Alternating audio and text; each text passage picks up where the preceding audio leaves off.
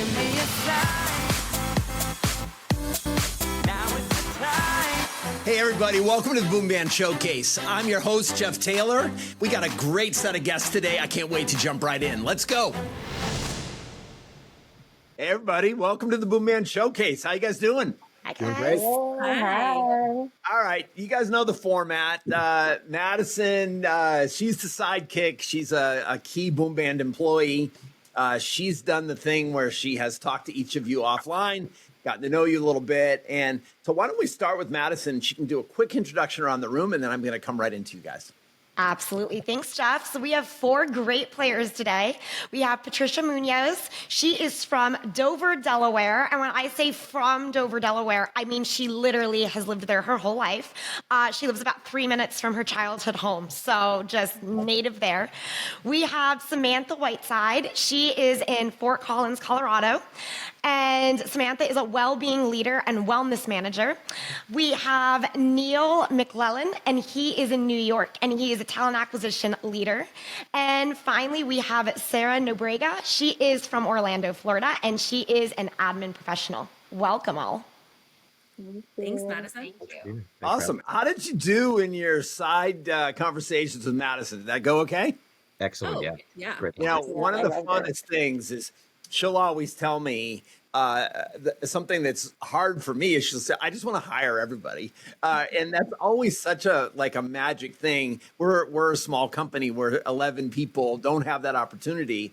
But I think it just shows that once you get into these conversations, it's just exciting to meet humans and find out about their backgrounds. And that's the goal of this show, is to kind of get you out of that digital haze that we're all in, and to say like, hi, I'm Sarah, I'm Patricia, I'm Samantha. You go by Sam? I do. I go by both. I even answer to my twin sister's name, but that's a different story. That's cool. And Neil. So, I have 2 questions that I ask everybody on this podcast. And the first one is, can you pick a word that describes what you're experiencing right now in your job search? And why don't I just start with Patricia? Okay. I want to say relentless. Okay. There's so many, all angles. It's like the dating world has changed in the last how many years? The job searching world has changed in the most recent 5 years. So it's just relentless. Yeah. Do you find you wake up in the morning and you're like, okay, it's going to be a relentless day? Or do you calm yourself, get organized? Kind of a mix of the both, depending on the day and how much coffee I've had. Yeah. How long have you been out? About almost 3 months. 3? 3. Great. Okay. So you're, we may find out you're just getting warmed up. And so relentless, let's go to Sarah. Yeah. I guess I would say it's a bit of a quest. I don't know if anyone else can relate, but for me, I've been at this for a little bit over a year now, and you just gotta find your way. You gotta get through the right job posting, make it through past the right people and maybe the wrong ones. And so I feel like for me, it's just been kind of a quest, an adventure, really, to say good things and bad things. So bittersweet. Do you anchor, what's your GPS for your quest? Oh man, that's a good question. My GPS or my quest, I guess I would just remain on the vision of whoever I'm talking to, their heart, whoever I'm talking to, what the business represents, the connection that got me there, the networking that got me there. That also speaks a lot about where they're taking you. So yeah, I guess that's my GPS. Do you have a plan, in your day or in your week? Do you try to scope out what the plan's going to be? I did in the beginning. Again, it's been a little bit over a year now. And even in that year, so much has changed. I don't know if anyone else has felt that, but I was part of a layoff. So from that happening to today, a lot has changed. In the beginning, just for my mental health, I made sure I was 3 days fully on, 2 days off, completely. And that just kind of kept me in check. And I would kind of, break it down into, okay, this day I'm going to apply try to apply to 2 jobs and connect with 3 people. And then the other days would be, try to apply to 3 jobs and connect to 2 and kind of just spread it out well so that I wasn't so easily overwhelmed. Today, I would say it does look a little bit different because, the car's kind of been running for a while now and the gas is kind of running out a little bit. And I know others may feel that way as well. And so today I'm kind of just taking it day by day because it's everything is just so different. Each person you talk to is different. What they require is different. You got to always be adapting. So, yeah. So one of the things that I'm constantly talking with job seekers about is this idea to reset your narrative. And, one of the things as you describe sort of like not running out of gas, but, sort of running on fumes a little bit is like, Yeah. how do you reset that process so that in any one day, first of all, no one would feel that from you, but maybe even most important is that you don't feel that in yourself, that you have to kind of restart each day. Not easy to do. And maybe we can talk about some of the tools to do that. That'd be great. Neil, let me come to you. You're hearing about this quest that everybody's on, and I think that's sort of magical. And then you've got this kind of relentless sense of what's happening. Where are you, Neil? Yeah, well, first of all, I'm right there with you, Sarah. It just passed 1 year, so I'm feeling you. I get it. And then in terms of the one word, I think it's unknowability, right? In kind of every level. Like I wake up, I sit down 7:30, 8 a.m. Monday morning, and I do feel like there's quite a bit of opportunity out there.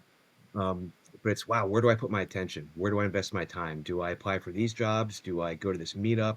Do I just cold email these people? Do I just kind of take some time and do some interview practice? And then, you get to a late stage in a candidacy, you get a rejection email, you ask for feedback, you don't get it. And it's like, wow, was it me? Was it them? Did I answer a question wrong? Was I not the right person? Or do they not know how to evaluate a candidate? Because you see that happen sometimes as well. And then it's, you get inside your head and it's like, wow, am I putting something out there that I'm not aware of?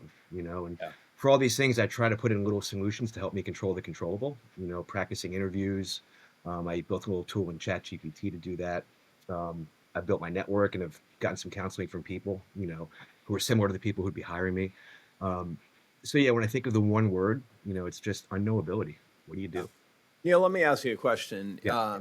Have you seen some pattern?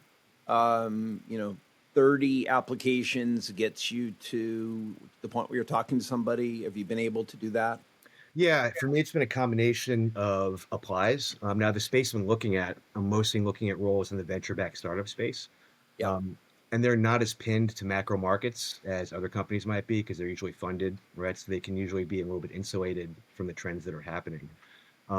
That said, I'll be applying to every job that I see. I think I'm up to 500 on the ones I've tracked. And that's a little more than half of the ones I've applied for. Because sometimes you're on your phone, you see something, you jump on it. And I'd say it's hit or miss there. But I've seen more effectiveness in the jobs that I'm really excited about applying and then sending either a cold email or in-mail to the hiring manager, the CEO, what have you. I've found that increases the chances as well. How did you land on the VC-backed startups? I think that's an interesting angle. I haven't heard anybody say that before. Yeah, so from 2018 to 2021, I worked in my first VC-backed startup, a company called Demis Data.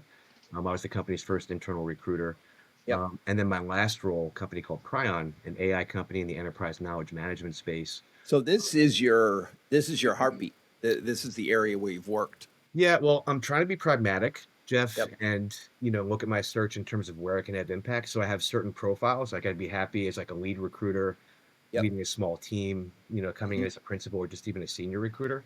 But what gets me the most passionate and the most excited, is coming in and being greenfield, building something out from scratch.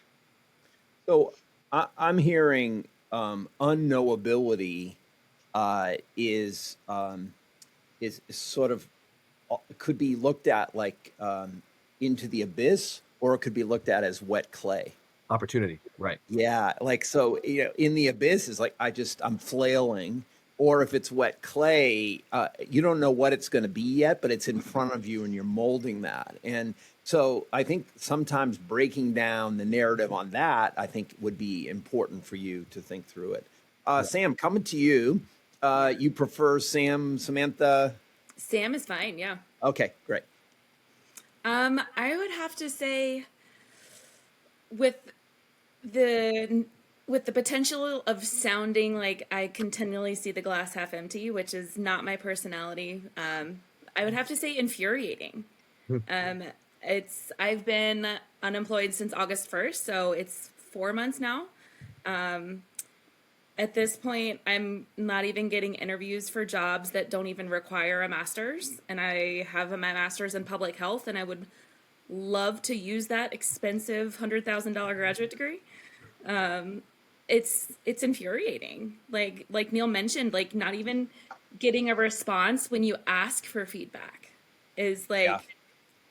there's a lack of humanity in the job market, and I'm such a humanitarian in my heart and in my soul. It's just it's gut-wrenching. So I think first of all, just to let that breathe for a minute, because I think a lot of people feel that way. It's like, what the hell? I have all this experience and I'm just not getting any action in the marketplace. And then there's sort of like there's a malaise across the job search or I'll call it the arena right now, which is part of Boomband, right? And part of it is there's higher supply and lower demand. And so there's more people looking for fewer jobs. And that's what everyone is experiencing. So I always look at, first of all, being mad as a activity may not be the most productive thing. I'm not saying that it isn't important for getting the kind of getting the wiggle out as you're trying to figure this out, right? Like just being able to be frustrated and then have that course correction, I think is important. Yeah. The other thing is like you can't be infuriated. You can do anything you want, but being infuriated at something that is a macro kind of a geopolitical, socioeconomic activity. It's like that's hard, right? Because you can't fix that, right? And so all you can fix is you have these skills and abilities, and how are you going to present those in the marketplace, right? Right. And for me, when I get mad, I get focused, right? Oh yeah. So I'm using it as fuel for my fire to continue to be consistently persistent and just chug away. Yeah. So I mean, this is a great group. I think this is wet clay. We can work with this, I think, right? And so one of the things I'd like to do is give you a chance to kind of puff up a little bit right now and think about your superpowers. And we all have them. And it's important to remind yourself of that. And so let's go exploring. And why don't I start with Neil? Yeah. What's your superpower? Yeah, I'm going to steal a word from Patricia, just to emphasize the superpower, but it's a sense of relentless resilience. Like you cannot stop me. I will just keep coming. Like you're just going to have to put a brick wall in front of me and then make that bad boy go about 30 feet below, because I'm going to try to dig under. I'm going to try to dig around. I'm going to try to dig over. You're pole vaulting over it. You're doing it all. You got it. Until I'm given a hard no, please go away, I'm going to keep coming. And I've had that approach. It really started in my last career. This is my second time around. I was a musician, rock and roll guy for about 10 or 15 years, toured the country, did all of that. Not an easy life, filled with disappointment. You do a showcase, you don't get the deal, or you do an important show and you have a couple of mistakes and you're like, oh, you're down on yourself, or you're frustrated about honing your craft and this one skill you can't pick up. And that's where it really started. And just even cutting my losses and saying, okay, well, this has been a great career, no regrets, but I'd like a little bit of success. I'd like to make some money. Just the ability to know when to kind of cut that and do something new. That's when I started my whole journey around recruitment and talent acquisition and all of that. And recruitment, also a very tough career. Lots of heartbreak, lots of disappointment, lots of iterating and going back to the drawing board, both from the client side, the hiring manager side, and from your candidate side, from the macro market side. And lots of helping people too. Well, right? That's one of the things that I always link up to. If it's the candidate, doing what I can to help them show themselves in the best light without putting my thumb on the scale too much, right? Yeah. Then for my hiring manager, seeing them, working 12, 15 hours a day because there's a spot on their team that's open and they're getting drugged Yeah. down to a lot of tactical work. My empathy just kicks in and I want to help them and do whatever I can. And again, that relentless resilience comes in there too. Yeah. How about you, Sam? I've always loved and hated this question. The humble brag is hard for me. Yeah. I would have to say deep relationship building. Yeah. In my work in health education and health promotion and workplace wellness, getting people to participate and trust you and be a safe space, especially when a lot of my roles have been within HR and alongside recruiting, and you have to get people to trust you, and you have to start with a baseline deep relationship. I think I carry that throughout my life. I was just looking this morning. I've got like 5 postcards I need to send to friends all over the United States. I was in Alaska last week for my birthday, and I intentionally snail mail people after I get home from travel because I want them to know I was thinking about them, and that's important to me. I think what's interesting about your superpower is likely spend a lot of time giving and not really withdrawing from the bank. And maybe in your superpower is also that ability to draw that out. And the postcard is such a great way to do that, right? Because you're actually doing a giving connection, which then means maybe they send you an email or a text and say, I got your postcard. I look like you have a great life, right? Whatever they're going to say. And you're like, yeah, but I could use, and kind of dropping that in. And so how do you take your superpower and turn it into power for your job search, right? So we'll talk more. Sarah. Yeah. Me and Maddie were kind of talking about this a little bit in our conversation. I honestly am going to say mama power.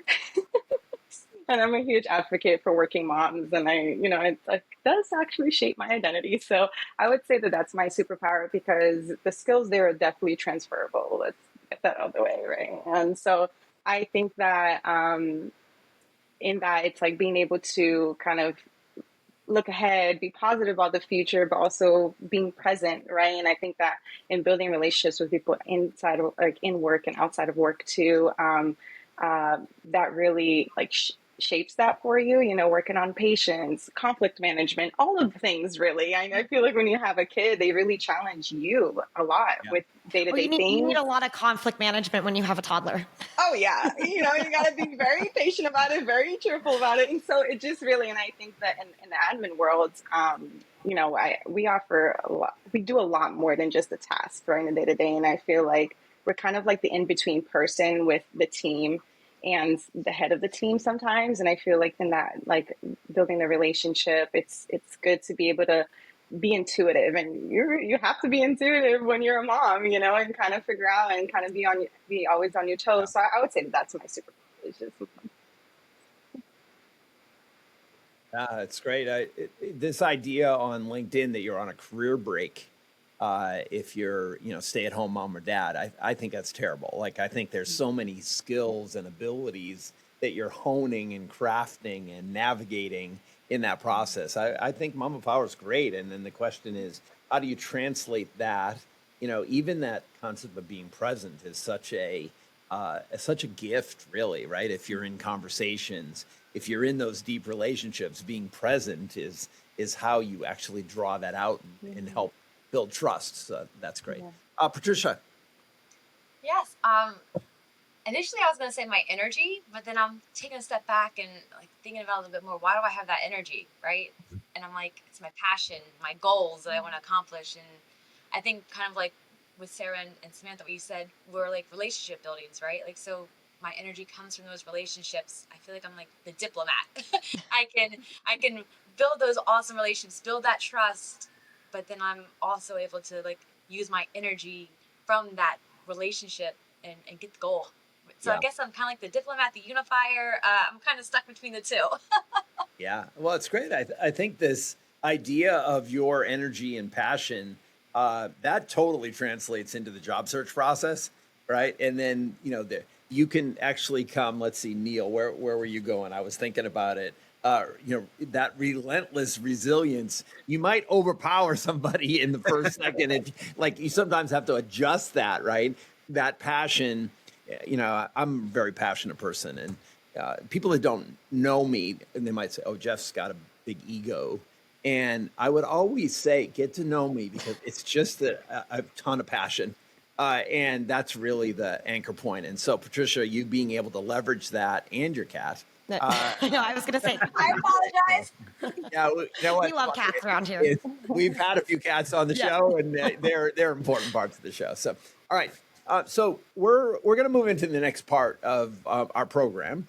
And what I'm going to do is Madison and I are going to go off to a break room, a separate room where we're actually going to take each of you in, have a little bit more personal conversation about your career stuff, and then come back to the group. I think, Neil, you're going to start, and then why don't we do it? I've been mixing up this order. Let's see. Why don't we do it with, we do Sarah, and then Samantha, and then Patricia. Does that sound good? So, Neil, as you come back in, you'll tag in, tag out, and you guys can talk amongst yourselves. We got B-roll here. If there's anything funny that comes out of that, it could make the show. But love to have you guys chatting. And let's go. We're going to go to the breakout room. We'll be back shortly. See you at the breakout room, guys. All right. Give me a sign. Neil, welcome to the breakout room. Yeah. How you doing? Neil. Doing great. Excited to be here.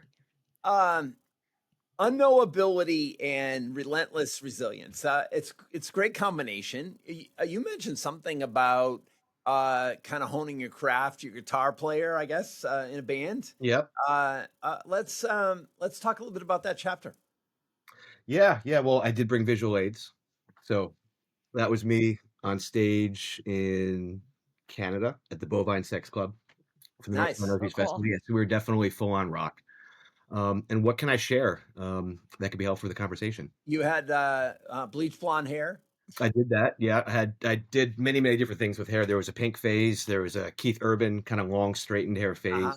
And we're do happy you with that. sing? Say again. Do you sing? Way in the background, yes. Yeah. And are you a good lead guitar?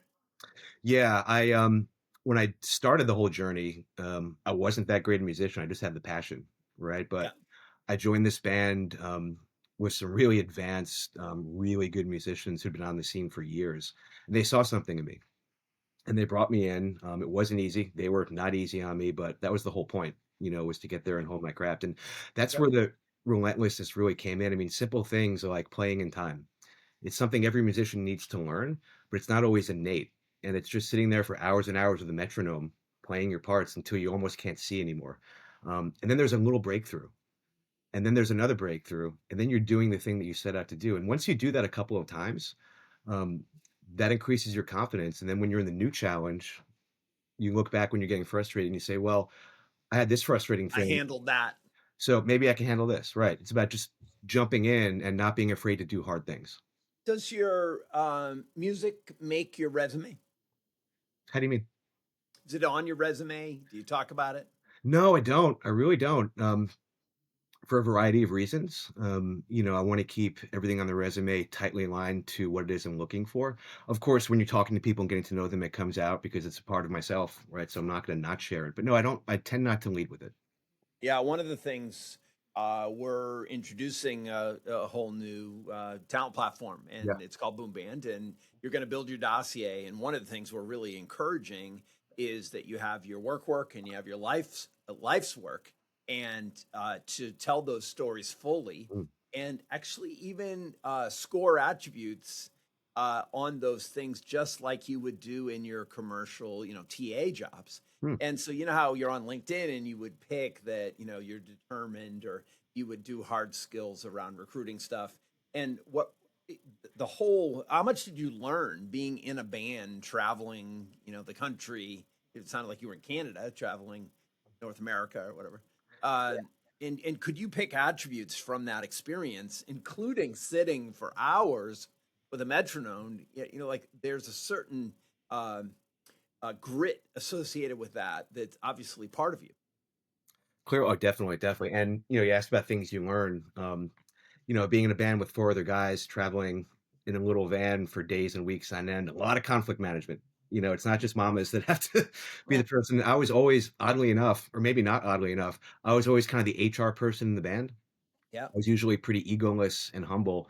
And if I saw conflict happening, I'd try to get in there and solve it somehow.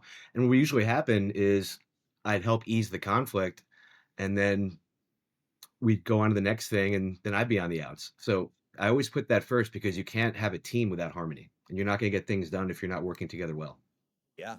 Yeah. So, very simple examples why I think you being in a band should be part of your story, right? Yeah. Somebody said, I have all these passions and interests that I do that I really care about. I barely get to mention it when I'm in the interview process. It's almost like a hidden talent set that I have that shouldn't be hidden, right? And so I'm a big advocate for telling your story in a way that actually kind of gets the word out there, right? And don't be shy about it, because if you're shy about it, and maybe it's strategic in the way you're thinking about it, but since you've been out for a year, and like one of the things what's the definition of insanity, right? Like doing the same thing over and over and expecting a different result. How could you mix it up? And I think that that's one of the things I would look to you is like, okay, can you audit your situation, right? Like, what's happened? Have you gotten to a certain spot in a few interviews and then not been able to move forward? Can you honestly assess where you are in that pattern, so that you don't, if you get into another scenario like that, what do you think it was, right? Is it you don't have enough experience? Is it that you have too much experience? Can you work with the objections? Have you seen 8 Mile? Great movie. Great movie. Classic. Yeah. There's such a huge lesson at the end of that movie. Not giving it totally away, but yes, he's from a trailer park, and yes, he's his mama this, and whatever, and so he wrapped those things that were going to be all the things the battle rapper was going to say about him, and there was really nothing left, right? And so I think sometimes in these objections, first of all, you have to realize that potentially you have them, and so that's look into yourself, right? Yeah. And then that second thing is, can you disarm any of those objections? And one of those might be to show more of yourself. Maybe you're not showing enough of yourself, and try that, right? Yeah. And it's funny you mentioned movies. That's kind of where I got the resilience thing from. I'm a big fan of the Rocky movies. And I forget which one it's from. There's one he's talking to his son, and it's this long kind of, wandering speech. But the point of it is, life is not about how hard you can hit. It's about how hard you can get hit and still keep moving forward. And that's what made me think when I was thinking about the superpower thing in our room a few minutes ago. That's what my mind instantly went to. And that's what kind of led to that. Good. Let's just talk a little bit about you being a TA. Yeah. What do you love? Wow. Well, I mean, it starts with people. I know it's a very generic answer. Yep. I'll take it a step further, and it's really curiosity. And with that, that started at a very, very early age. I remember being a little kid going with my parents to family gatherings and stuff, and the men in the living room, like Thanksgiving, they'd be all watching football, working as hard as they could not to talk to each other, right? And then I had my little fire truck, and I'd go by the kitchen, and I'd hear all the women in the kitchen, not a big person on gender roles. That's just the way it was when I was growing up. And I heard all these people talking to each other, relating to each other, wanting to help each other, connecting with each other. And I thought from a very early age, wow, why is that? And then I'd meet someone and have a good interaction or a weird interaction. I'd always wonder why. And that, I think, was the initial fuel. And then, no kid in his third grade class says, I want to be a recruiter when I grow up. Like many people, I just kind of fell into it. I decided to stop doing music. And then I went ahead and finished college, right? Because I didn't finish that the first time. Why? Because I was too busy playing music, right? Yeah. I followed my passions. And I was interviewing for lots of entry level stuff. And the recruiter job is the one I got. And it's kind of funny, when we met at Disrupt back in October, they're like, well, that's Jeff Taylor. That's the monster guy. I was like, get out. One more visual aid. I got this back in 2015. Yeah. Right. And one of my agencies, Good Kind Group, They had just signed up with Monster, and we had a couple of success reps coming to tell us how to use it and all of that. And just like a recruiter, I got one horn busted. You can see that was a particularly hard search that I worked on. Lost a I horn. don't think I actually have that version of Trumposaurus either. So Yeah, that's cool. Madison's done some work in your background. Maybe we could take a minute and just have her kind of share your background. sure. Yeah, I mean, I feel like we've just gotten to know you so much right now too, Neil, which is awesome. But we kind of got to obviously pregame a little bit this week. So, kind of everything I put together is that you are a strategic, metrics-driven talent acquisition leader, and you have over a decade of experience scaling organizations at high speed while keeping quality, humanity, and precision at the center of all of your hires. You built high-performing recruiting engines from the ground up, fueling explosive headcount growth, hitting every hiring target, and sustaining elite metrics like a 35-day time to hire and 90% plus offer acceptance rates across multiple companies. You were personally recruited by the president of the last company that you worked for, which really shows your reputation, your professionalism, and really the trust that you bring into every environment. You're a diversity champion, a culture builder, and a true executive partner who designs interviewing programs, performance systems, and organizational structures that move companies forward fast. From global technical recruiting to revenue driving talent programs, you've always delivered cost saving and candidate experience wins. I know we've talked a lot about this already, but I really do think it was so cool to point out that you were once a dedicated musician because it really just shows that grit and that drive. And then you were able to completely pivot and transition into having a very successful career in the talent acquisition world. Your grit really does show up everywhere. You go to the gym 7 days a week, you told me, so that definitely takes some, drive and personal dedication. So really, you're a fast mover, you're a go-getter, you're a builder at heart. You really just don't recruit; you build the teams that ultimately build the business. So it was great chatting with you, and we're really happy to have you on the showcase. Well, Madison, I did watch one or two of these, and that's amazing. I hope I can live up to that, but thank you. I'm a little overclapped right now. One of the things that's hard to do, and I think Sam said it, like not very good at like tooting their own horn, and so Yeah, the what we imposter found syndrome in me is is like, no, no, no, that's not right. Nope. yeah, but one of the things we found is that if we synthesize your background, Madison, that it gives you a chance to just sit back and enjoy what you've accomplished, right? And I don't think you get much chance to sit back and have somebody else share kind of what you're like. So, And I think, uh, and Jeff, if I could go on for a quick second, I think yeah, what Madison just did there with my background, um, I need to do more of that. That's one thing, even in roles that I've had, I don't think I do enough of that because I'm more concerned about, the success of the initiative, the team, the hire, whatever campaign we're working on. So I'm going to take that lesson and try to be a bit more out front about selling myself. yeah, Thank you for that, Madison. Very cool. yeah, that's Yeah. good. So, I had a couple of things that get you talking a little bit. My first one was there's something that you fear, and in that process, is there a story for why that worries you or you're scared of that? Hmm. Yeah. One of the things I've had to work on um, intentionally the last few years is public speaking.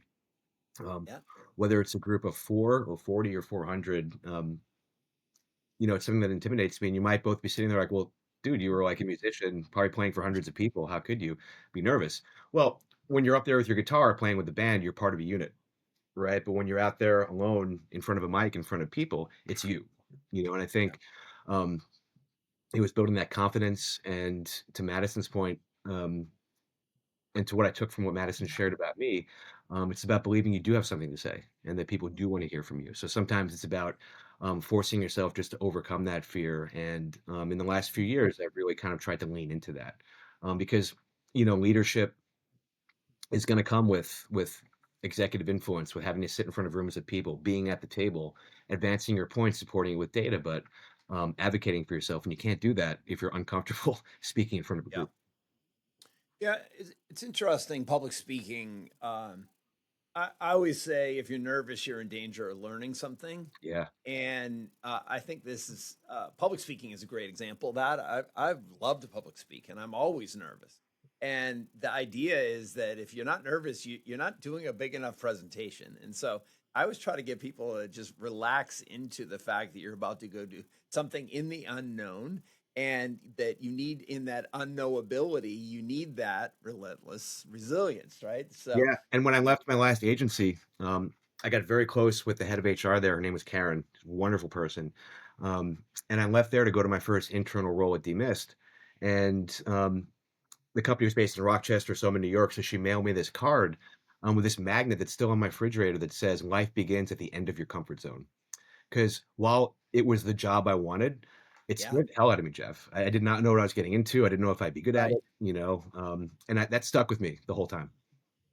Um, I'm just writing this down. Life begins at the end of your comfort zone. Yeah. Um, I like that. That's cool. I think it's true. And I think a job search, and in the time that you've been out, there's been waves, right? But let's just say you're at the end of your comfort zone. This is a public speaking activity that Yeah. you're, about to embark on. So how about one more fun one? Okay. What futuristic invention would you like to be the first one in the world to use? Oh, I got it. All right. So it's a button that puts you at the beginning of any line you're in. It's the line cutter, huh? No, it's not a cutter. It's a button. Like you hit that button, you're not on deck. You're not in the hole. You are there. You're at the teller's desk, man. You're Just at the teleport and you're there. boom. Exactly. Instant. Yeah, imagine the lines you could imagine Oh. being at the front of. Oh, I would get out so much more. All the velvet ropes will be open to me. Forget about it. Yeah, I'm just picturing being at Disney World right now, right? And you just press There you that go. button at Disney World. Be Yeah, great. Well, what- it's still going to be what's the expensive. first You're still line going to you have to would take out a cut? mortgage to get there, but at least you'll get there and enjoy all the stuff. Yeah. What's the first line you would cut, or teleport to the front of? Wow. Anywhere Jack White's playing. Okay, Yeah. all right. Jack White is the challenge. Yeah. That's cool. So, do you still like to go to live stuff? Yeah, whenever I can. I haven't, of course, this year because we're trying to save money, and be responsible and all of that. But yeah, Do you have a folk guitar? You still play a little? I started playing a lot right around the time I left my last role. I mean, I don't want to bring the mood down, but I lost a good friend of mine, and before he passed away, it was cancer, so we knew it was coming. He asked me to play a song at his memorial. There's a song I hadn't heard of. It was Woo. called "Into My Arms" by Nick Cave and the Bad Seeds. Beautiful song, very simple but powerful. Yeah. And while I'd been in bands and all of that, I'd really hadn't had many opportunities to get up alone with an acoustic, naked as it were, in front of Yeah. people. And that's a fairly high pressure situation. It turned out being a church with like 400 people. So I had to arrange a song, practice it a million times, and I don't know. I think after that, I had gotten my chops back almost to where they were when I stopped music, and it was great Yeah. to have that skill back again. But then right after that, I got into the thick of my job search and just the daily kind of it took me away from that. And I think I'm Yeah, going to get I back to that. wonder if just a little strumming might actually be one of those like break moments. You might be right. Kind of like fills the cup. Yeah. All right. Let's send you back. I think you're gonna go get. What did we say? You're You're gonna go get Sarah. Sarah. Okay. And thank you for sharing your story. We're excited for you, and if you're interested in Neil, you'll find out how to get in touch with him. Thanks, guys. This has been Give great. me a sign. Hey, Sarah, welcome to the breakout. Hi, thank you for having me here. Yeah, nice job so far. I like the quest idea. I think Yeah. that's a really cool name for this process, right? Yeah. So one of the things we try to do, maybe Madison can kick us off and kind of share a little bit of your background. And I have a bunch of questions. Awesome. Yeah. Let's go. Well, Sarah, it was so great getting to chat and getting to know you earlier this week. So this is kind of what I put together. You are organized, detail-driven, and an administrative professional, aspiring to grow into a chief of staff role. You keep executives, teams, and entire operations running smoothly. You excel at managing complex calendars, travel, communications, and workflows, always ensuring leaders are prepared, informed, and supported. With nearly 8 years of experience across corporate, nonprofit, and educational environments, you've built a reputation for streamlining processes, strengthening stakeholder relationships, and improving efficiency at every turn. As you mentioned earlier, your mama power. So, as a mom to a 2-year-old little girl, you have mastered patience, multitasking, and grace under pressure. And you never say no to a challenge, and you rise to each and every one, showing adaptability and optimism. You're not letting any grass grow under your feet during your job search. You took on a part time role in a medical office where you are basically doing conflict management and utilizing people skills on the daily basis. In addition, you're staying deeply involved in your community and you're nurturing your creative side through crafting and macrame, a hobby that really reflects your precision and your attention to detail. You just don't support the work and your team. You elevate it, you energize it, and you make everything around you run smarter, smoother, and stronger. Welcome, Sarah, and let's kick it off and get to know you a little more. Wow, Madison, that was wonderful. Okay, I'm gonna need you to be with me 24/7. Through this journey. Did she miss anything? Oh man, I mean, you got it. You got it. Yeah, and I would say she pretty much covered everything. And yeah, you got everything, Madison. I was wondering if you left me speechless. Tell me about macrame. Macrame. It's like popular in this like 60s and 70s. So tell me about that. How did you learn it? What do you do with it? Yeah. Do you have any samples of it? Yeah, so it all started. I love thrifting, okay, and I kind of falls into the whole crafting, right? I love finding things that are old, broken down. How can I make you better? Let's make you good, So I take it home, remodel all the things. And on one of my thrifting journey or days, because it's quite a journey, I'll decide like, okay, today I'm going to go to 3 different thrifts. Let's see what we can find, kind of thing. And I found this huge macrame. I mean, it was beautiful, heavy, and it's supposed to be like on the wall. It was gorgeous.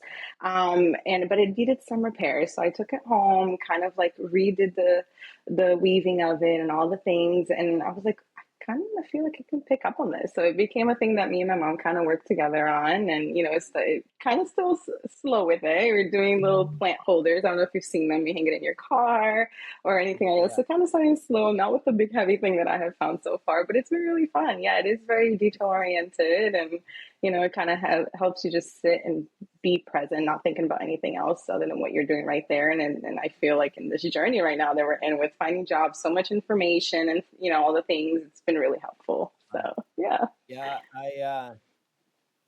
In high school, I was a double art major and I really like physical art. And one of the things I decided to do was macrame a bottle. And it was like one of these sort of like maybe a gallon wine bottle. It was green, and I put the strings all the way around the neck, and then I macrameed down. It was so hard, So hard. because the bottle was in the way. Like your typical macrame, you're on the floor or you're at a table and you're able to tie the knots. And I clearly remember that macrame was not going to be in my future.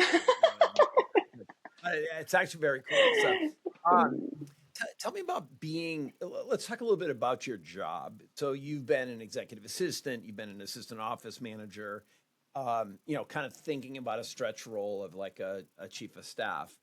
One of the things that AI is doing is it's putting pressure on some of this work. Your personal calendar is easier to manage now.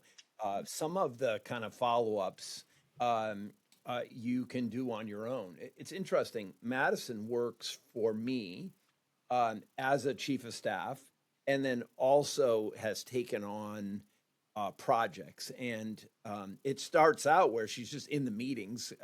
She's organizing them and this, can I come to the meeting? And then I have this thing where I'll bring anybody. And then if you can take on the responsibility, take it on, because that takes pressure off of me. And the big thing about a CEO is you have to give your jobs away all the time so you can take on new jobs, right? So Madison has been excellent at taking on those jobs.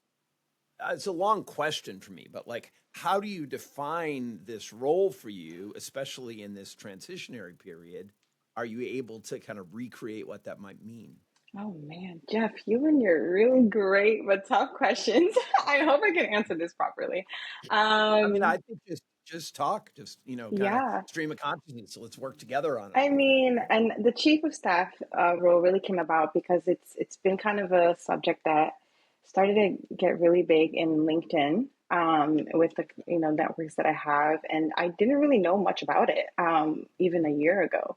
And as you know, I got into this job searching hunt. I started creating connections and networking with people that are in my field, and that's kind of where it came about. And I started learning more about it, and I'm like, hey, like this sounds like what I really want to start doing in my future. I mean, I love doing the tasks, the day to day tasks, and managing calendars and all the things, but um, I feel like in an administrative professional, you do a lot more than that, right? Like you're doing that to make sure that the business is flowing, that the person you're supporting has everything that they Absolutely. need, but you are kind of also the person that your team trusts to go to and just kind of chat and and build that relationship, or you're able, because you're sitting in the background and kind of being the assisting in the operations of it all, you can see like where there's gaps, where what can get better, what can, and so it's a good place to be in. And I feel like going into that chief of staff role, like you just mentioned that Madison does, like literally taking on the projects, right? And Yeah. being responsible for that, or just being the person that helps it all kind of move forward. It's something that really just makes me light up. It gives me energy and makes me want to keep doing what I'm doing. So I feel like that's really the route that I wanted to go to. I'm still learning a lot about it, and love to continue to chat, Madison. But I said, I yeah, go, we can mentor. I'll help you out. yeah, that's Yeah, great. while we don't have a mystery guest this week, maybe the follow up could be with Madison. And I think what's interesting, I don't have a perfect definition of a chief of staff, but I would say that I mean, as I a think I'm the perfect definition of a chief of Yeah, staff, right? Come on, Jeff.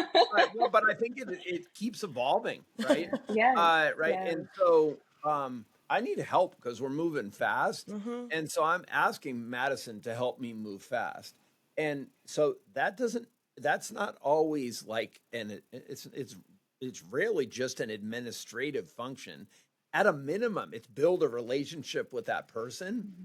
This role as a sidekick here is I think a classic chief of staff type role, right? Where Madison is helping me schedule, but then she's actually taking a leadership role in building a relationship with each of you. And I think that's the crossover. You're not doing the schedule, or you are doing the schedule, but you're not just doing the schedule, right? You're saying, hey, well, how can I help?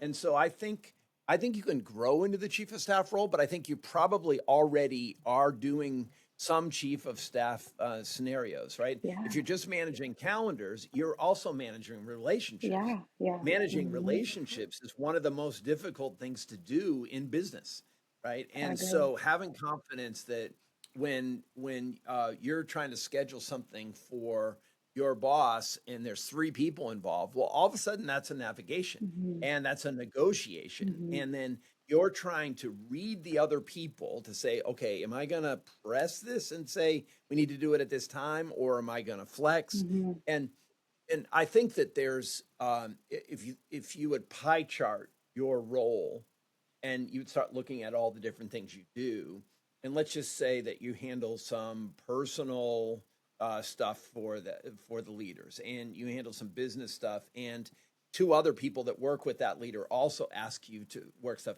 You start having a series of things that you're supporting that overlap one another, Yes, right? absolutely. And then so so I think this is something for you is that if you've been out for a year and you're applying for this classic kind of EA position, I think that position's at risk right now.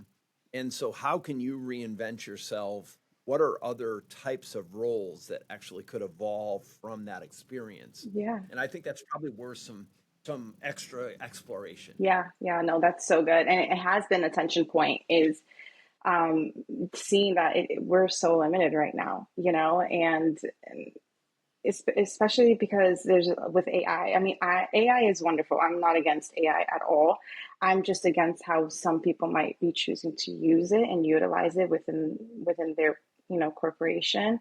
They're just taking the people out of it, the relationship, the let's get on the phone, let's talk. And All right. go ahead. All right. So let me pause right. Okay. So your view on AI, I think, is a natural place to be, especially if you feel like your potential roles are impacted by it. But I think this is one of those narrative things. This is like, is it the abyss or is it wet clay? Right? In Yeah. that earlier Yeah. conversation, Yeah. right? It's like, okay, am I going to be mad at AI? Right. And you didn't say you were mad at it. You said, um, it's, I don't like the way companies are using it, right? But let's just say they're going to use it that way Hmm. because this is what's happening right now. Hmm. It's like It's everyone is, inevitable, of course. no one knows, no one knows how AI is going to impact Right. everything. Everyone is experimenting and trying different things. So I think I might look at it as that it's an experiment that I want to be a part of Hmm. as opposed to fight against, right? Hmm. And so that might mean that you actually take, I don't know, just finishing the course on AI. It's all over LinkedIn, Hmm. and it's 30 days of learning about AI, right? And I actually work with AI every day, and I just decided no one's ever taught me anything about it. Right. It's all learned on the job. Yeah. I thought I would just see, and some of the lessons are like, oh, okay, I got this. Fast, do it on 1.5 or 1.75 speed because I Hmm. got this, right? Hmm. But other stuff's like, okay, that's interesting. Hmm. And I think you might find if you embrace AI, it might actually change the narrative of your conversations in your interview process, Hmm. and that you bringing some power of understanding how can we use AI and how could I bring the tool set around that into the job, I think might be a great way to expand the conversation, Hmm. maybe in a slightly different view than the way you shared it a second ago. What Okay. do you think? Yeah, I think that's good. I think I'll definitely have to dive deeper into what that would look like because I think it falls like, let's say I'm in an interview with someone, it really that you have to communicate it properly too, right? Because it's something that's been up in the conversations within LinkedIn for what I do is okay. A lot of people feel like they're easily replaceable with AI. And I don't believe that. I think that we can utilize AI as a superpower for what we already do. But Yeah. in communicating that in an interview process, like how would I properly communicate that and being able to redefine myself when really it's, well, like you said, you can automate an email, but you can't automate like an email that's actually tailored to this person that how they are, how they respond, who, you know what I mean? So I guess how would we communicate? Well, I mean, I think I just did a post on this today on LinkedIn where I'm talking about the idea that um, that yes, AI is going to take tasks, but not necessarily your job. But if it's going to take tasks, do that pie chart and say, okay, if AI can do these things, then I either need to get better at these things in the other parts of the pie chart, or I have to add some new things that I do. And I think your role in exploration is a great example of that right now, because there's an assumption, like somebody says, "Do you want to put?" There's an opening for an EA at our company, and someone's going to say, "Are you sure that we need that role?" Right? And why are they saying that? And they're saying that it may not even they may not even be coming from a position of true understanding, but they know logically they should be saying there's a support role in the organization. Could AI do some of those Mhm. things? And then where you do get the shot, you've got to figure that that's a little voice that's on the person's shoulder that's interviewing for the position. Is that I don't need those things as much as I did before that are in the pie chart that AI could do. But I surely need these things. Mhm. And you understanding that, Mhm. embracing that, and leaning into that, I think is would be key That's here. good. That's good. Um, Let me switch gears for a second. Mama power is something that that I really believe. and I want to make sure that I help you hammer that in your experience because you're learning things in that role that dwarf things that you're learning in your day job, right? Yeah. And how do you package that? And how do you put that? Mama Power is so cool. And then maybe won't perfectly translate over. When somebody says, okay, tell me about your strengths and weaknesses, typical boring interview question, you can be like, Mama Power. Right? And I think it's fine. Yeah. No, I think it's great. But how are you going to break that down? What does that mean to the person who's interviewing you to get to, so you show your horsepower in that moment, right? hmm What does it mean? So I would say for me, it's so let's say I guess I work really well with examples, right?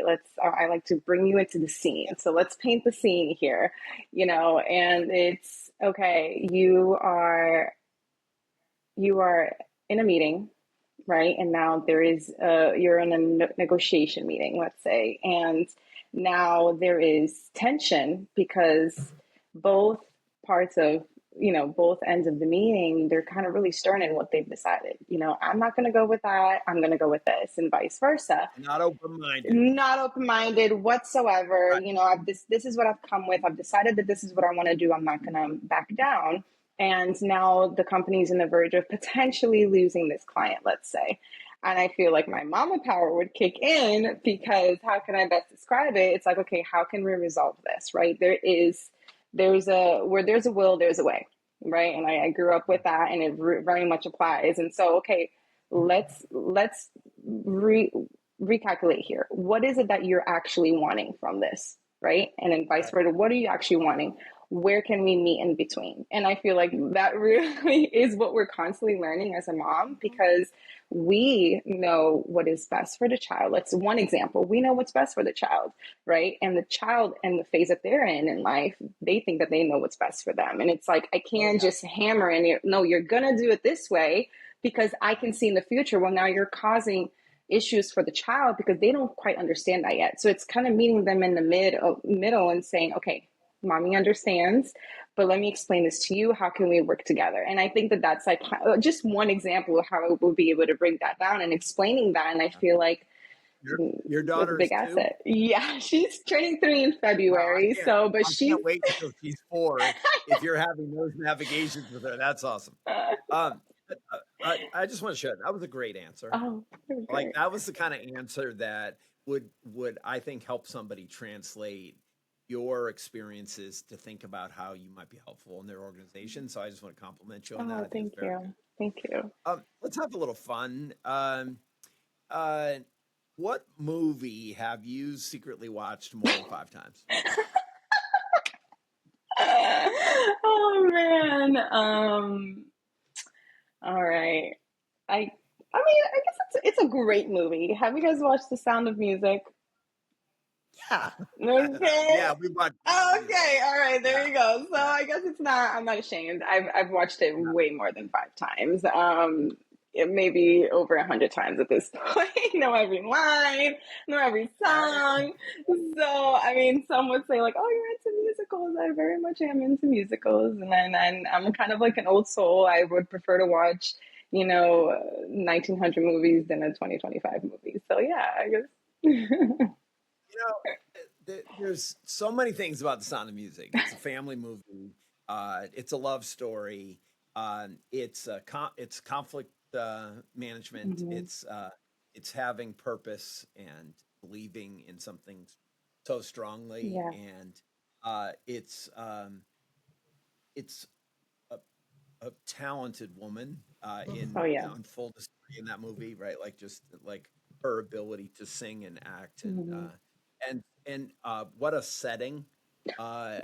Those the kids well cast, every bit I of mean, it. there can never be a recreation of that movie. Area No. Yeah. and I think it's an excellent choice. I think I've watched it 10 times. Yeah, there you go. There you I go. haven't seen it recently. I think I've probably seen it like 10 or 15 times, but it's not Oh in yeah. the last couple of years. Yeah. All right, Jeff, we One have to more. hear you sing one of the songs then. Give us your best shot. I'm not a singer, but I will say that it was my wife's birthday the other night, and I was like me, and I was like, don't it Yes, here. exactly. So, okay, I'll do that much. That's about where I'm going. That's So great. I it just kind of came into my thinking as a way to get my kids that aren't really singers, and I needed them to sing because it wasn't just going to be me singing. So yeah, that's cool. All right. Do you like s'mores? S'mores? Yeah, Oh, love it. like at a campfire. Mm-hmm. Okay, so I want you to break it down for me. Um, I want you to first talk about okay, for cooking that marshmallow. Are you going to get a stick in the woods, or are you using the metal spear you buy at the grocery store? Oh, it really depends on the setting. So if I'm out camping, I've Uh, already set the expectation that if we're gonna be here, we're all in, So let's go grab a, stick in the woods, I might okay, so, study it a little bit, make sure so it's a good stick. I'm gonna go there, right? So you've got one or two marshmallows on the stick. Mhm. I Which got is going to be one. one. Okay. Now, are you going right into the fire for the black forest fire marshmallow, or what's your marshmallow going to look like I with three love more? I love this question. It is going to be so calculated for me. You ready?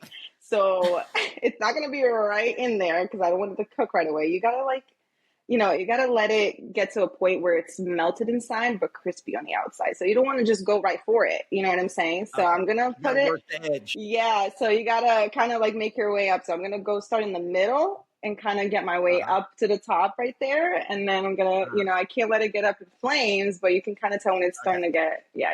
Okay. Now your daughter is going to stick it in the fire. It's going to be on fire. Oh yeah, Right? definitely. 1000%. Yeah. Right. So then my question is, will you share yours with your daughter, or once you've got that perfect marshmallow, is that going in yours some more? Oh man, Jeff, why you have to do that to me? Let's just say this. I'll probably be the one saying, hey, look at that animal. I'm quickly getting it done, sticking it in my mouth before she sees it kind of thing, All right. Hershey's. Okay. Are you 1, 2, 3, or maybe even a fourth square inside the graham cracker? I will do 3 to fit perfectly with the graham All right, cracker. you're going for the square. Yeah, Okay, yeah. right. Second, some more.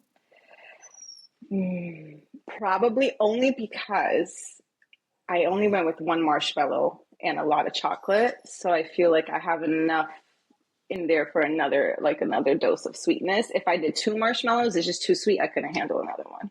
So, Okay. yeah. All right. But would you go for 2 s'mores, or would you stop at 1?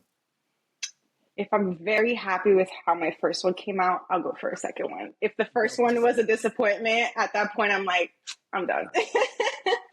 All right. Nice job. We're gonna send you back into the group.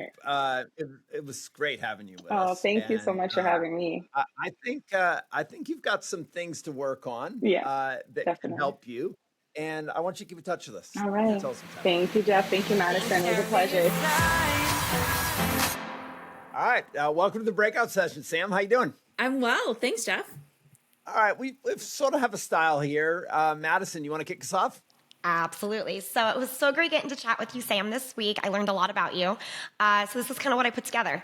You are a mission-driven wellness leader who blends public health expertise, data literacy, and heart to evaluate how organizations support their people. You've led wellness strategies across school districts, higher education, global companies, and large workforces, always centering around culture and human connection in the systems that you build. In your most recent role, you ran a wellness program that served 55 schools and more than 5,000 staff members, designing systems that were both strategic and deeply human. You're not afraid to change, and in fact, you've moved across the country now 3 different times, leaning into reinvention and opportunity. You believe life is short and you live it boldly, but always with intention. I love this story about you. Every year on your birthday, you choose a new world destination and you apply the same strategic discipline you bring to your work, never spending more than $600 on an international flight or $300 on a domestic flight. It's a unique blend of your adventure and your resourcefulness, also balancing your curiosity and your smart planning that shapes your worldviews and strengthens your approach as a leader. Your travels, and I know you mentioned especially your time in Portugal, continues to influence who you are and the long-term goals you're chasing for yourself. You mentioned earlier you do have a master in public health, which is incredible, and you also have more than 10 specialized certifications within your industry. So you bring both expertise and empathy into every environment you lead. Now, as you're looking towards your next chapter, you're considering joining the Peace Corps in Africa to expand your impact globally. Across every role, you create psychologically safe, culturally responsive spaces where people feel seen, supported, and motivated to thrive. You just don't run wellness programs. You really do transform the way that organizations care for their people because you care so deeply yourself. It was truly so awesome getting to hear your story, Sam, and we're excited to dig in and learn more. Thank you, Madison. Can you write my dating profile next? That was glowing. Thank you. It really is. It was so great getting to hear your story, and you live such a great life, and I really do love your travel piece of it too. That just really that's a really cool thing that you do every year. Yeah. Thank you. What did you miss? I mean, my complete infatuation with my almost 14-year-old dog, Henrietta Grace. Yeah, she's a rescue that I got when I lived in Fort Lauderdale for a short time for a job. And I've quickly found I wasn't going to align with a lot of the people that I was meeting in South Florida. So I went to the animal shelter and brought home a puppy. And how did that alignment go? Pretty well, I think. Oh my right? God, thick as thieves from day one. Yeah. What do you do when you travel? Oh gosh, I love going down research rabbit holes. No, well, first of all, what do you do with your puppy? Oh, That's what I was thinking. I fly my dad to northern Colorado, and he gets a vacation, and he gets to come out here and hike and fly fish. And him and my dog have typically 2 weeks of uninterrupted Poppy and Henrietta time. And my mom gets a break from my dad. My dad gets a break from my mom. I go to the store in Trader Joe's and stock up the fridge, and then I drop him off at my massage therapist and get him a 90-minute massage as soon as he flies in, and everyone is happy as a clam. I thought it was for the pup. Yeah, it's always an expensive endeavor when I travel, not because of anything other than trying to figure out how to fly my dad in and then leave him cash, stock up the fridge, like set him up so he's nice and comfy, because that's what I care about. That's really cool. Tell me about this research thing. Like, how do you decide where to go? Yeah, it has to be a place I've never been. Number one, full stop. I love exploring new places. I love immersing myself in different cultures. I love learning from other people and other experiences. So it has to be a place I've never been. And I love finding deals. I'm a huge fan of going.com. It used to be called Scott's Cheap Flights. And you pay a very minimal annual fee, and they do all of the back end research for you on flights based on your departure airports. So I use that as a springboard. That's how I landed in Portugal last year. I turned 40 last year in Porto on a port wine tour in the Douro Valley. That was pretty hard to beat. And yeah, so once I kind of figure out where I'm going based on where I haven't been, and the cheaper the flight, the better. That's a win for me. That's part of the hunt. You have I have some rules about, like, if it has propellers on it. Yeah. Like, I don't love that. Like, I've been in some crazy places, and it's like a prop plane. I do it's prefer like a little bit. Airline, and I'm like, no, not doing it. Yeah, not a puddle jumper plane. That's not my style. I'm not going down that way. But yeah, it for me, the part of the hunt, and I love helping other people find international destinations for within their budget. And it's just, I don't know, traveling is, there's so much to see and absorb out there. It's a big world, and we've got to look and find those nooks and crannies of where we can have experiences. If you could close your eyes and be back in one of those places just for 48 hours, where would you blink your eyes and go to?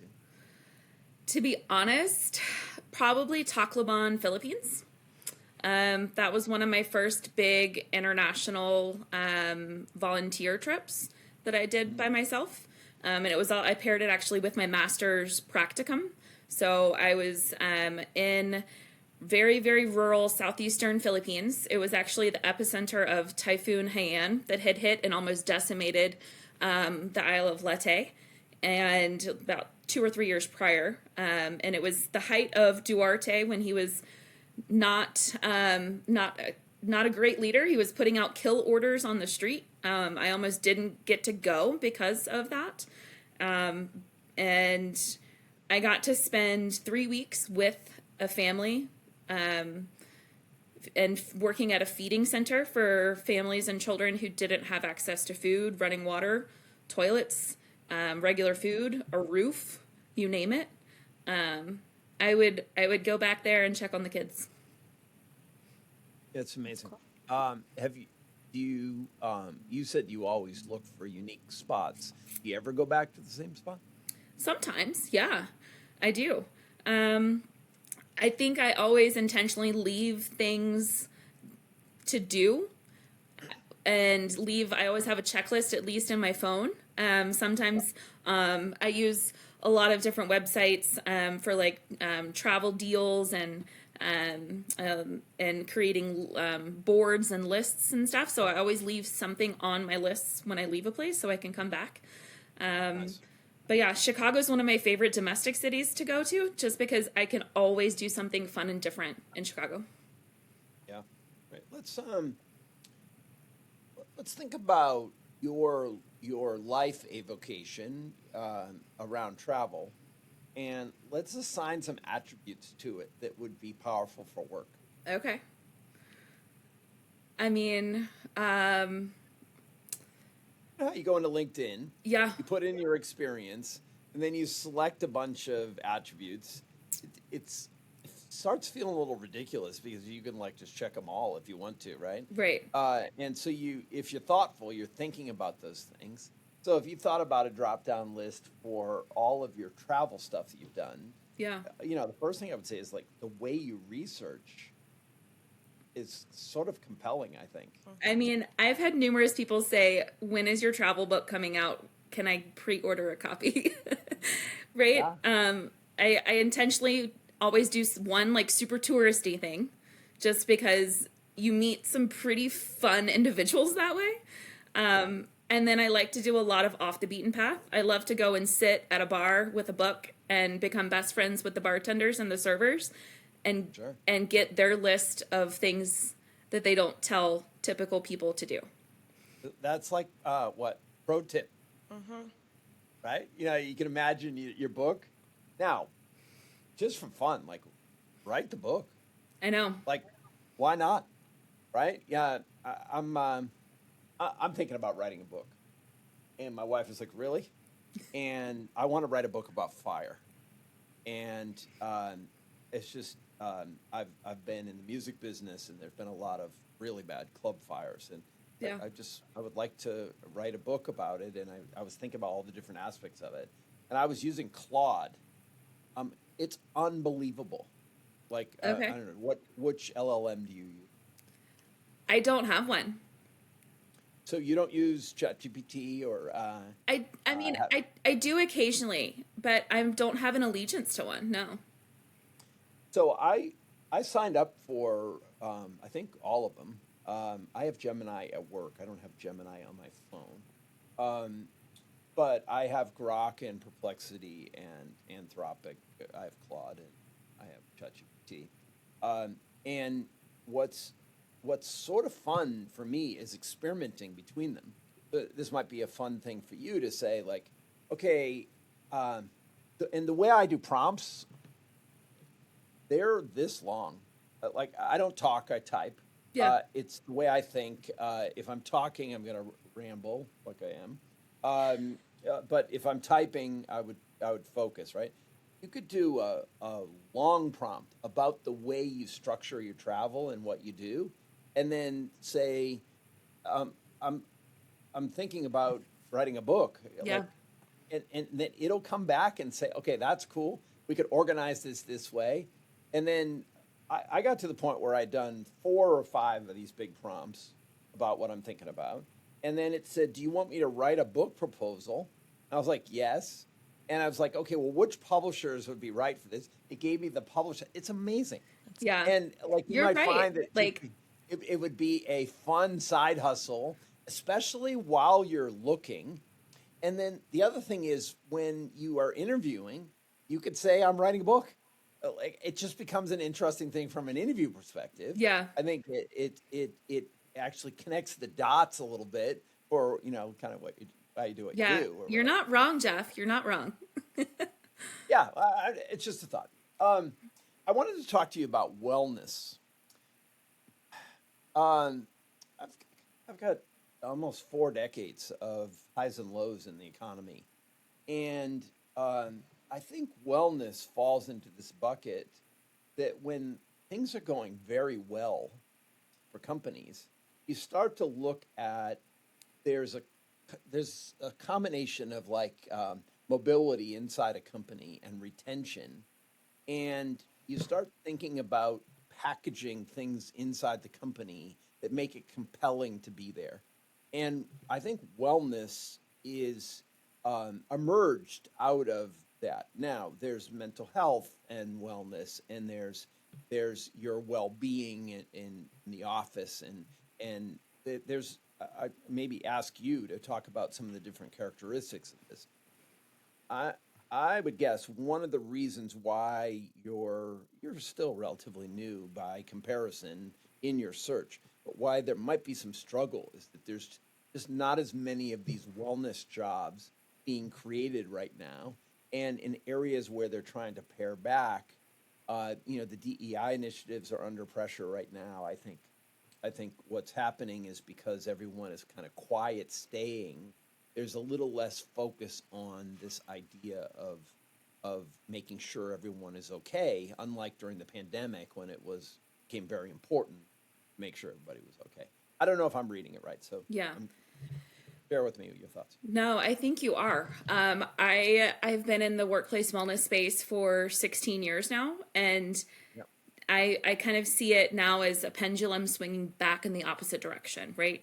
So with COVID, everyone was allowed so much more flexibility, working from Yep. home, having a hybrid environment, having more of a leniency, more leeway, more autonomy, et cetera, et cetera, and more wellness programs spurred through that, right? So whether it was mental health programming or reduced co-pays or whatever that looked like for an organization, I think the humanity is lost at this point in the game.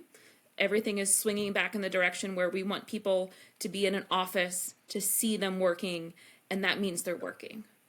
And that couldn't be further from the truth, and it's unfortunate that this has kind of been the whiplash effect after COVID. Yeah.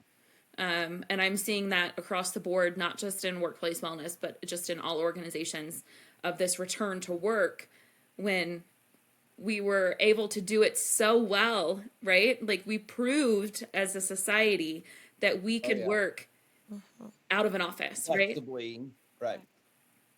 Non-traditional environments. Yeah. Yeah. Is humanity lost, or is there this, how to describe it? It's like a layer of just trying to smooth over these things and just not letting some of these areas um, come to the fore. And I think if you went to any particular manager, or if you went to any human situation, right? I think the humanity is still there. But for example, in the job search um, process and progress, right now, the the applicant tracking system is trying to vet through so many resumes. The job seeker is trying to get through so many applications that tech has just made it a less human process. In fact, the goal of this podcast is to make it more human, right? And it's just you're such a great example for this, where it's like, hi, I'm Sam, right? Like this very interesting person.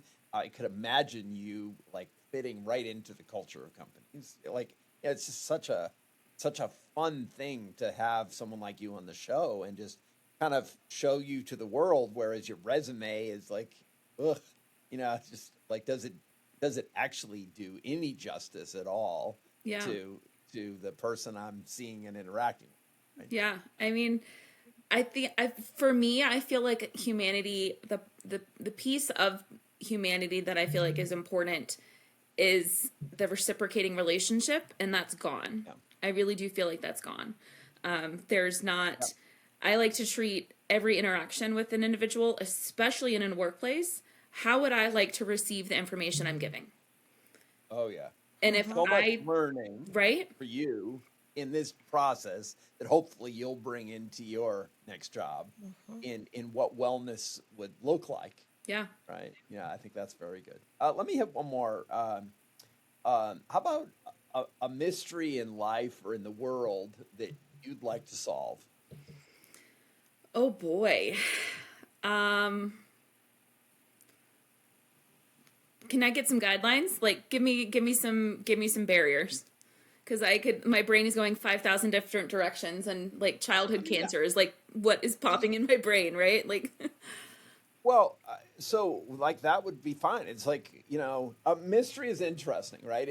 It's not what medical condition would you like to solve. It's like, what mystery. So it could be the mystery of aging, right? Like that would be what's the fountain of youth, could be an example of that. But okay. I think since childhood cancer pops into your head, I think that's great. And then, why? Is there an example of that it's touched your life, or is it it's just an opportunity to explore something together, right? So. I think for me, I constantly assess questions like that through the lens of the most vulnerable populations. And that's the deep public health spine in my body. I've had numerous friends who have had children who have gone through childhood cancer. But I think, that or any sort of dementia related diseases have hit my family quite hard. And mine too. Right. And I feel like there's no person that I know who hasn't been impacted by Alzheimer's or dementia related disease. And I would like for that to be eradicated. Yeah, I had my dad passed from dementia, and one of our joys later in life was that he could not put a sentence together near the end, but he could sing.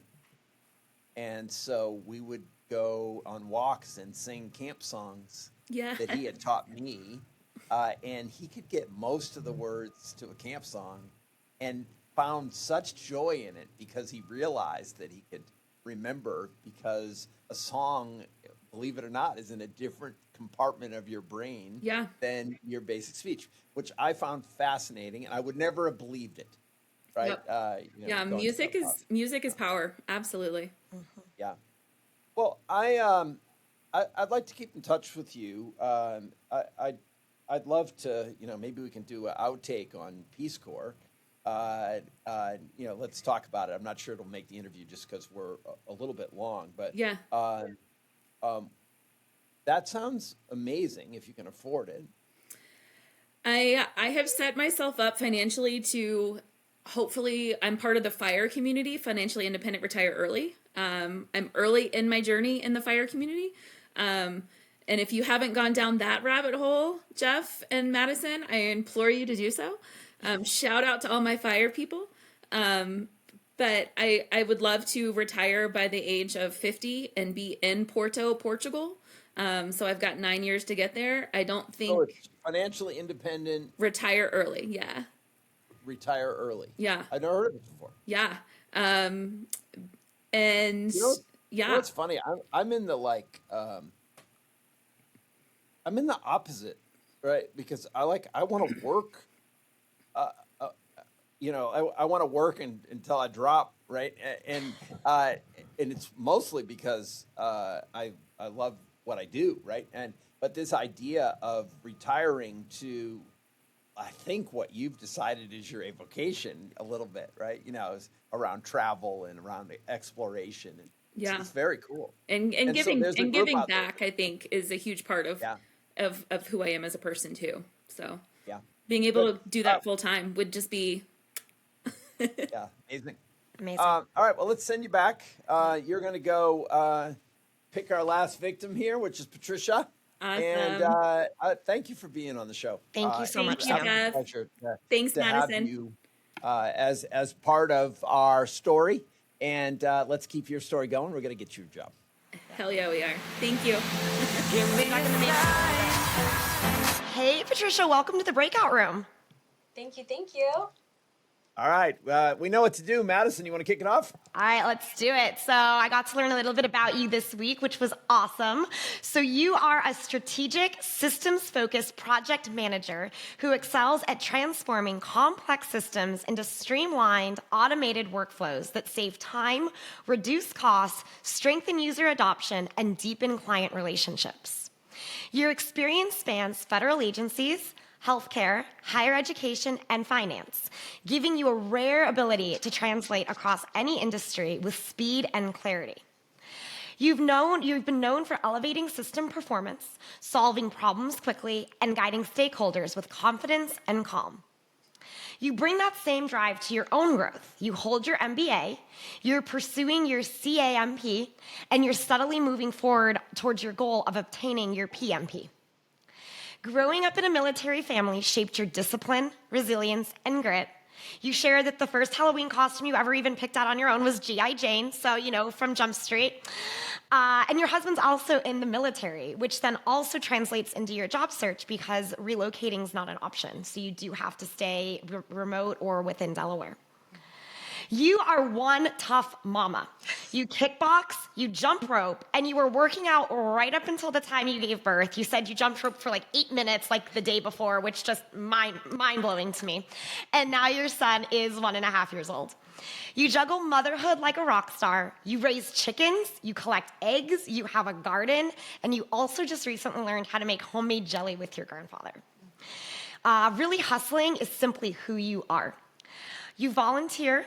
You intentionally are also looking for companies that encourage and support the volunteer lifestyle because giving back and community service is really important to you. When you put all of this together, one thing is definitely clear. You don't just deliver on the projects that you work on. You build smarter and stronger operations that really help organizations move forward with a purpose. It was great getting to know you. Let's dive in more, and welcome to the breakout room. Thank you. Can we just mic drop on that? That was amazing. Can you write my resume again? Anything she's missing?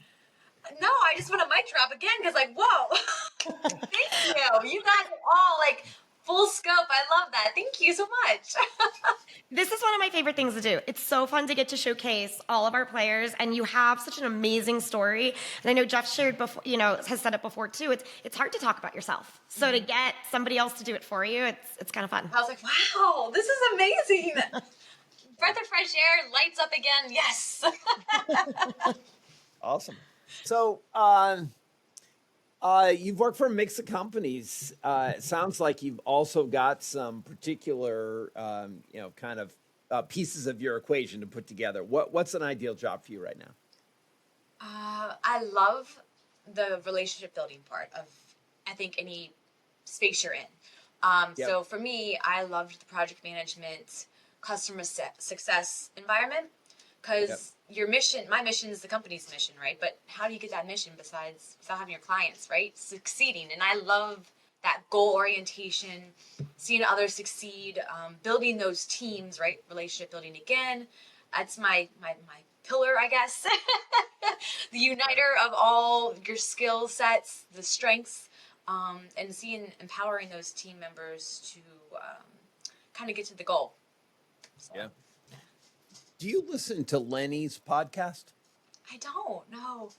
So Lenny was a PM at Airbnb, and he now has a podcast. I would highly recommend it. I love the way he interviews, and he's talking about being a PM, and he has PMs on the show from some of the most fabulous companies. And I just think he's also talking a lot about AI and about labeling and different aspects of growing businesses that are hot right now in this economy. I think it'd be really interesting to listen to, just as a suggestion. Just called Lenny's podcast. Lenny's podcast. Tell me about CAMP and PMP. I don't know either of those acronyms. So PMP is the mothership, we'll call it. You know, the end goal is you're a professional or project management professional. You see it on so many people's profiles, so Okay. many requirements when you're applying for a project manager position. Yep. Caveat to that, you have to have about like 5 years solid PM rolled work. And it's not just like, oh, I was in that position for 5 years. It's Right. September through October, I did this project. And you have Yep. to capture 5 years of that and Yep. document it. That's hard to do. Yeah. Right? So there's a CAPM certification, which is like the stepping stone to that. So you only need, it's like 1,500 hours. It's like as you're progressing to that PMP, that ultimate goal. So it's kind of like in your associates, then your bachelor's is kind of how I liken them. Yeah. So yeah. What's in your mix of companies? What's your favorite type of company to work in? Not gonna lie, I loved my last role. My clients were federal HR. Loved that space. Loved the clientele, the level of professionalism. Does it have to be HR? Not necessarily. I like the federal space, honestly. Right. Yeah. And have you started to explore the best ways to get into that space? I've joined a couple different networks. So clearancejobs.com. When Yep. you have certain clearance levels, but it's so hard to get in, right? Because you have to have certain clearance levels. I have public trust. That's one of like the minimums, right? But all the other jobs are like higher security levels. So it's a little tough. That's a tough market. Yep. But I think there's so many companies out there that have clientele that aren't just federal. They might have public sector. They might have just random companies, but they also have Yep. a small sector of federal. So like ServiceNow, they have quite a few different in their portfolio, but they also have a federal space. So I've been looking at those different types of companies that may not just be straight federal. Yeah. I saw a customer success project analyst and project manager, I think, in your past roles. Let's just talk about it for a minute. Where's your skill and ability set in the middle of that? What are you good at? And what do you love? I am a type A person through and through. So planning, but also executing. Yep. Again, building those relationships, that trust. I think that's the foundation of any good relationship, right? Personal Yep. and professional. Building that trust, communication. Are you finding enough roles to apply for that have that product manager moniker? Yes, I can say it's been almost 3 months that I've been out, laid off. Yep. And I could tell you about 250, if not more, jobs I've applied to. Uh-huh. And then how are you doing in those ratios? Talking about? I've had one interview and then was Okay. ghosted after the first week I came back from vacation from being laid off. I was in Germany. Got Yep. home, was already networking while I was in Germany. Had an interview call and nothing. Got ghosted. And I haven't had I actually You got had an the email. interview. And you had the interview, and then afterwards got ghosted. Did the follow-up email after the interview, right? Right. Did another month out touch point Yep. because maybe got lost in the sauce. Let me just keep circulating, get my name out there. We had a great interview. Still no response. Yeah. So you said 250 that you've applied for. Any in process? People have said they'll get back to you. I have 3 in this last week, which has been a great week, which I'm just not trying to jinx it. Yep. that Not good. Yep. I have an interview Monday, but it's not a real role that I would want. It's something that might be a filler until I get to my real goal, if I'm being quite honest. Yep. I look at the benefits packages, I look at the culture, and I know that culture of that company because it's the state. It's not where Yep. I want to end, right? Yep. But it might be where I go. Yeah, well, two things that might surprise you, so keep an open mind, and then also, more irons in the fire, because especially if that's your view, then I think you don't want to settle. But this is a tough environment right now. If you got somebody that was interested in you, you might think about, kind of using it as a building block, and that's what I heard you say, and see what you could learn from it and push it. And when it's not right, then you'll know that. A lot of people kind of quiet staying right now, which means that those jobs aren't opening up. And so if you have an opportunity to take on a role that might not be perfect, but could teach you some things, I think that's the key. Some things that you shared: kickboxing, jump rope, chickens. What's all that all about? It seems like you've got an athlete in you. You've got a little Martha Stewart in you. I don't know, Monty Don, is that better? I don't know. I love things that fill my cup. So Yep. the garden, my husband and I built it. Love it. We grow a lot of our fruit and vegetables here. Chickens, they're our girls. We hatched them and raised them since they were chicks. What kind of chickens do you have? A mix. We have 6, just 6, not a lot, Yep. just enough. 6 is a lot. Yeah. Have you had one pass yet? Oh, we did. Yeah, we lost 2 of our girls. Yeah. Did you name them? Yes. Yeah, mine were like Henny Penny and Pickle and. Yeah, one's Penny. She's still with us. Beth, because she's crazy from that show. Yeah. We had a chicken named Martha Stewart, and one day it was like, oh, okay, I think Martha. Martha's done. It's really tough to name your chickens. That's one of the things to realize. Yeah, and I don't know. There's some aspects of raising chickens just not. It's not great, and there's other aspects of this so fun. Yeah. So, yeah, I think it's great. Absolutely. I want to just have a little fun. Tell us something about you that would surprise us. And so I'm going to ask you to dig, because I already found out some crazy things. I know, you left out all the good things. Kickboxing. Well, I coached it. I didn't just do it. I coached it. Chickening? Kickboxing. And chickening. So I didn't just do kickboxing. I coached it too. Wow. So that meant you had to master it. In 6 months. I think it was like 3 or 4 months after I started, I was asked to be a coach. So. Wow. That's cool. Yeah. Do you get belts in kickboxing, or is it? Nope, just broken toes that harden up so you can kick the bag barefoot. All right. That's I don't want to go there. That sounds horrible. All right, you're on Jeopardy, and the categories come up, and you're like, one of the categories is like, I got this. I know everything about this. What's that category? Fur babies. Fur babies. Okay, so tell me about fur babies. Cats, dogs. Okay. All right. So what's more popular, a cat or a dog? A dog. I don't actually know. I would say both. In my household, both. But You have both cats and dogs? Yeah, so we do as well. We have 2 cats. No, we have 1 cat and 2 dogs.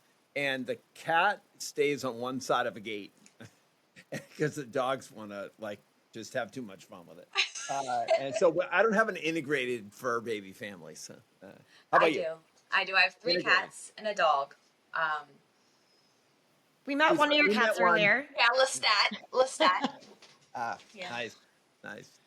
All right. Well, I think you're on it. It's a pleasure to have you on the show. You have, I think, a great background, great attitude. Fill your cup. Lots of stories to tell. I can't wait till we have our dossier ready to go at Boomband, because you're going to build a beautiful dossier because all the things you have, and that'll be ready if you haven't signed up. And just go to boomband.com and you can kind of sign up for our backstage pass, and we'll get you in there. And let's go back to the main room and talk to everybody. All right, Thank sounds you. great. Thank you guys. See you back there. Give me a sign if you love your life. Welcome back to the main room, guys. How you doing? Good. Great. You survived. I always want to know, like, what conversations were happening in here while we were off talking to all of you individually. No, we got into it, man. Can't share. Sorry. You'll never know. Yeah. Well, I actually will know because it's recorded. I could do B-roll on it. So if you were talking about me, If you were talking about us, we're gonna know. Well, grab your popcorn and take a seat. Yeah. While you're watching. Oh, well, you're gonna learn a lot about me. Let me tell you. I just want to share. Like, I love this group. I love our team, and I think we had great conversations with each of you. Was it bad? It was awesome. It was a lot of fun. Really good. Yeah. Yeah. And I think Madison still needs to write my dating profile. I mean, do you want like a Tinder, a Hinge? Like, which one are you going for? Different tone I'm entirely. gonna need a couple different ones. Okay. So I'm gonna treat you like my dating AI. Right. Yeah. So one of the things when we were originally talking about this, we were saying, like, it's going to be very hard for people to describe themselves, and it's going to take a long time. And these interviews are fairly long, and I just haven't figured out. I want to be able to tell your stories and to be able to have a couple of coaching moments and be able to have some fun, and the combination just takes a while. And so it's nice to have that synthesis of your background. And I watch each of you. It's like, come on. It's like they get to the end and it's like, okay, yeah, that's me, right? Yeah, that sounded pretty good, and people generally have the reaction. So nice job, Madison. I hope you learned something. The whole idea here is to be human and to kind of share some of our background. And it's hard work out there right now. And, if I go back to your superpowers, it's like, it's very clear that each of you is like leaning in. And I just want to give you good speed to kind of get to the next level. And if you could take one thing that we talked about here today and work on it, that would be great. And keep in touch with us. I want to tell all of you out there that are listening that, if you want to hire Sarah or Sam or Patricia or Neil, not Madison, that you guys are all available. You can get to the group either on LinkedIn or just showcase at boomband.com. Just really appreciate each of you sharing. Thank you. Have a great day, guys. Thanks so much. Thanks, Madison. Bye. All right, what a great show.